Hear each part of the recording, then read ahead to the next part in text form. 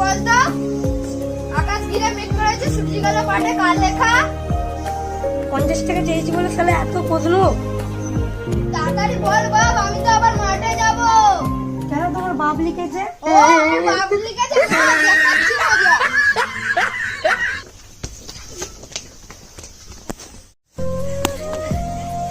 হাঁপাচ্ছ কেন?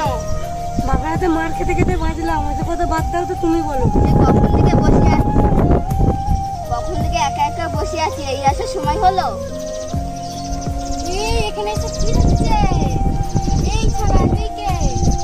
তুই আমার মেয়ের মাথাটা খেয়েছিস, সেই দিনে আমার মেয়ের পড়াশোনাটা উচ্ছন্ন হয়ে গেছে। এই মানে বাড়ি চা।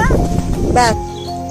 ওই ও এই মেয়েটার জন্য আমার ছেলের পড়াশোনা হচ্ছে না, এই মেয়েটার জন্য, এই মেয়েটাই আমার ছেলের মাথাটা খেয়েছে। আমার মেয়ে তোমার ছেলেকে ফাঁসায়নি তো, তোমার ছেলে আমার মেয়েকে ফাঁসিয়েছে। না, আমার মামরা ছেলেটাকে তোমার মেয়ে বুঝলে ফাঁসেছে। আমার মেয়ে ঘর থেকে বেরোয় না, তোমার ছেলে এসে ডেকে নিয়ে যায়। না, আমার মামরা ছেলেটার এই মেয়েটাই মাথা খেয়েছে। এইসব পড়ার সময় বাবা, এখন পড়াশোনা করার সময় এই মোবাইল ঘাটা এইসব পড়ে এখন করতে নেই মা, এখন পড়াশোনা করার বয়স, এখন পড়াশোনা করার বয়স, এইসব করার অনেক সময় পাবে। তুমি তোমার ছেলেকে সামলাও, তুমি তোমার এখানে কি হচ্ছে? এই তো এই দেখ একে দেখেছে, এ পড়াশোনা করেছে, চাকরি পায়নি তো কি হয়েছে? দেখ এ তো ব্যবসা করে খাচ্ছে।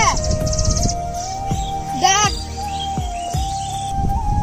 দেখ এর গোডাউনে লাখ লাখ টাকার মাল আছে। এই তুই পড়াশোনা করিস না, তুই শুধু ফোন ঘাটিস। শুধু ফোন ঘাটলে হবে? পড়াশোনাও তো করতে হবে। পড়াশোনা দেখ, আমি চাকরি করি না তো কি হয়েছে? ব্যবসা করি, ব্যবসা করতে গেলেও পড়াশোনার দরকার। ঠিক আছে, এবার আমি বুঝেছি।